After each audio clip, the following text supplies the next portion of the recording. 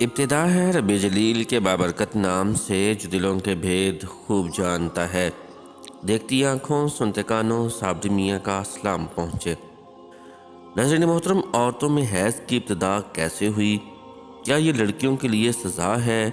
کیا یہ سچ ہے کہ حضرت حوا سلام اللہ علیہا کو سب سے پہلے حیض آیا جو اللہ کی طرف سے ان کے لیے سزا تھی؟ کیا حیض کی ابتدا بنی اسرائیل سے ہوئی؟ کیا بنی اسرائیل سے پہلے عورتیں حیض سے پاک تھیں؟ آج کی ویڈیو انتہائی تحقیق کے بعد بنائی جا رہی ہے، جس میں ہم اپنے ناظرین کو قرآن و حدیث اور مستند روایات سے ان سب سوالات کے جوابات دیں گے۔ اصل میں اس موضوع پر بات کرنا اس لیے بھی ضروری ہے کہ آج کل بہت سی ویڈیوز پھیل رہی ہیں کہ جن میں غیر مستند روایات پیش کر کے سادہ مسلمانوں کو گمراہ کیا جا رہا ہے۔ ایسی ہی ویڈیوز دیکھ کر ہم سب اپنی ماں حضرت حوا سلام اللہ علیہا پر برائی باندھ دیتے ہیں۔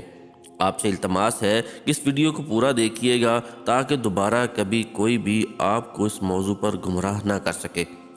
حضرت عبدالرزاق اور مسند اسحاق میں حضرت عبداللہ بن مسعود رضی اللہ تعالی عنہ اور حضرت اسماء بن ابی بکر رضی اللہ تعالی عنہ روایت کرتی ہیں کہ بنی اسرائیل کی عورتوں کو یہ اجازت تھی کہ وہ بھی مردوں کے ساتھ مسجد میں جا کر نماز پڑھا کرتی تھیں۔ مردوں اور عورتوں کے درمیان ایک پردہ ہوتا تھا۔ پھر ایک دن ایک لڑکی اپنی ایڑیاں اٹھا کر مردوں میں اپنے یار کو دیکھنے لگی اور پھر اس نے یہ روزانہ کا معمول بنا لیا۔ اس کی دیکھا دیکھی سبھی عورتیں اب مسجد میں آتیں اور پھر ایڑیاں اٹھا کر پردے کے اوپر سے غیر مردوں سے تاک جھانک میں لگ گئیں۔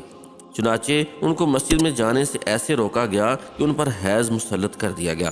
اب کچھ لوگ اس روایت سے یہ سبق لیتے ہیں کہ حیض کی ابتدا ہی بنی اسرائیل سے ہوئی، جو کہ غلط ہے، کیونکہ مفسرین اس روایت کی تفسیر میں لکھتے ہیں کہ یہ حیض عام نہیں تھا۔ بنی اسرائیل کی عورتوں کو مسجد میں گناہ کرنے کی اللہ پاک نے ایسی سزا دی کہ 4 مہینے تک مسلسل صبح و شام وہ عورتیں حیض کی کیفیت میں رہیں اور مسجد میں آنا بند کر دیا۔ پھر جب اللہ پاک نے ان کی توبہ قبول کی تو یہ عذاب ان پر سے ختم ہوا۔ صحیح احادیث مبارکہ سے یہ ثابت ہے کہ عورتوں میں حیض کی ابتدا روز اول سے ہے۔ آئیے اس بارے میں 2 احادیث مبارکہ بیان کرتے ہیں کہ جن سے ثابت ہوگا کہ حیض کی ابتدا پہلے دن سے ہی ہے، نہ کہ بنی اسرائیل سے اس کی ابتدا ہوئی۔ حضرت عائشہ رضی اللہ تعالی عنہا حجۃ الوداع میں اللہ کے رسول صلی اللہ علیہ وآلہ وسلم کے ساتھ حج کے ارادے سے نکلی۔ راستے میں انہیں حیض آ گیا تو وہ اس اندیشے سے رونے لگی کہ اب وہ مناسک حج ادا کرنے سے محروم ہو جائیں گی۔ آپ صلی اللہ علیہ وآلہ وسلم کو معلوم ہوا تو آپ صلی اللہ علیہ وآلہ وسلم نے انہیں سمجھاتے ہوئے فرمایا، یہ ایسی چیز ہے جسے اللہ تعالیٰ نے اولاد آدم میں عورتوں کے لیے لازم قرار کر دیا ہے۔ اس حالت میں تم بھی وہی سب کچھ کرو جو حج کرتا ہے، صرف پاک ہونے تک بیت اللہ کا طواف نہ کرو۔ بالکل اسی طرح ایک حدیث حضرت ام سلمہ رضی اللہ تعالی عنہا سے بھی مروی ہے۔ حضرت ام سلمہ رضی اللہ تعالی عنہا بیان کرتی ہیں کہ ایک موقع پر میں رسول اللہ صلی اللہ علیہ وآلہ وسلم کے پاس تھی کہ مجھے حیض آنے لگا۔ میں وہاں سے اٹھ گئی۔ آپ صلی اللہ علیہ وآلہ وسلم نے دریافت کیا تو میں نے بتایا کہ مجھے حیض آنے لگا ہے۔ آپ صلی اللہ علیہ وآلہ وسلم نے فرمایا، یہ ایسی چیز ہے جسے اللہ تعالیٰ نے آدم کی بیٹیوں پر لازم قرار دیا ہے۔ اس موضوع پر امام بخاری رحمۃ اللہ علیہ نے بخاری شریف میں ایک باب بھی قائم کیا ہے کہ جس کا نام حیض کا آغاز کیسے ہوا ہے۔ امام بخاری لکھتے ہیں، حضور اکرم صلی اللہ علیہ وآلہ وسلم نے فرمایا، یہ وہ چیز ہے کہ جسے اللہ نے آدم کی بیٹیوں پر لازم کیا ہے۔ امام بخاری مزید لکھتے ہیں کہ بعض لوگ کہتے ہیں کہ حیض کا آغاز بنی اسرائیل سے ہوا، جبکہ اس معاملے میں نبی کریم صلی اللہ علیہ وآلہ وسلم کا ارشاد زیادہ معتبر ہے، جو کہ حضور صلی اللہ علیہ وآلہ وسلم نے فرمایا کہ اللہ نے حیض کو آدم کی بیٹیوں پر لازم قرار کیا ہے اور اس لیے بنی اسرائیل سے پہلے بھی حضرت آدم علیہ السلام کی اولاد میں حیض موجود تھا۔ علامہ ابن حجر عسقلانی اور فتح الباری میں بھی یہی ثابت کیا گیا ہے کہ حیض ابتدائی تخلیق سے عورتوں کو آتا رہا ہے۔ اب بات کرتے ہیں ان روایات کی کہ جن میں یہ کہا جاتا ہے کہ حیض کی ابتدا حضرت حوا سلام اللہ علیہا سے ہوئی اور ایسا بطور سزا ہوا۔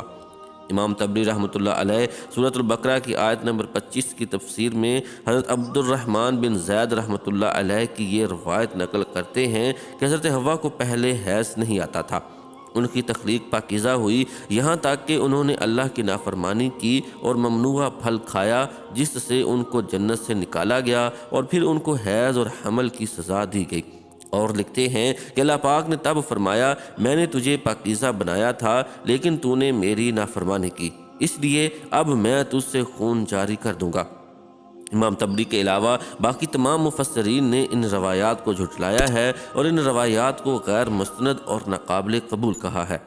حیض دراصل ایک طبیعیاتی مظہر ہے جس سے ہر ماہ عورت بلوغت سے سن یاس تک دوچار ہوتی ہے اور اس کو صحت کی علامت سمجھا جاتا ہے۔ اسی حیض کے خون سے ہی بچے کی پرورش کی جاتی ہے۔ یہ اللہ پاک کا نظام ہے۔ غیر حاملہ عورت کو اگر حیض نہ آئے تو اس کو بیماری کی علامت سمجھا جاتا ہے۔ یہ عورت کے لیے کوئی سزا نہیں، اور نہ ہی یہ بات کسی روایت سے ثابت ہے کہ حیض عورت کی سزا ہے، بلکہ یہ ایک ذمہ داری ہے جو اللہ پاک نے انسانیت کی تخلیق کے لیے عورتوں پر ڈالی ہے۔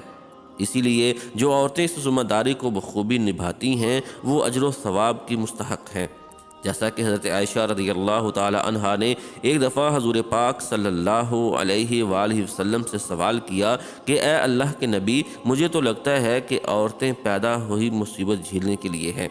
حضرت عائشہ رضی اللہ تعالی عنہ کا اشارہ حیض اور حمل کی تکالیف کی طرف تھا۔ حضور پاک صلی اللہ علیہ وآلہ وسلم مسکرائے اور فرمایا، نہیں، بلکہ یہ ایسی چیز ہے کہ جس کے ذریعے بنی آدم کی عورتیں آزمائی گئی ہیں۔ اس حدیث کی تشریح میں علامہ ابن حجر رحمۃ اللہ علیہ فتح الباری میں لکھتے ہیں کہ عورتوں کی تخلیق ہی اللہ پاک نے ایسے کی کہ انہیں حیض آئے۔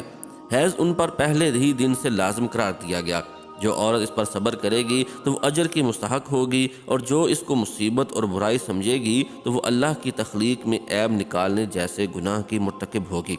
امید ہے کہ اب آپ جان چکے ہوں گے کہ نہ تو یہ کوئی سزا ہے اور نہ ہی اسے سزا کے طور پر حضرت حوا سلام اللہ علیہا پر مسلط کیا گیا، اور نہ ہی حیض بنی اسرائیل کی عورتوں سے شروع ہوا، بلکہ حیض و حمل تو اللہ پاک کی آزمائش ہیں عورتوں کے لیے، جن کا اللہ پاک بروز قیامت عورتوں کو اجر عطا فرمائے گا۔ اللہ پاک ہماری تمام بہنوں کو اس آزمائش میں صبر و تحمل عطا فرمائے، ہم گناہوں سے دور ہو جائیں اور نیک اعمال کرتے رہیں۔ آمین ثم آمین یا رب العالمین۔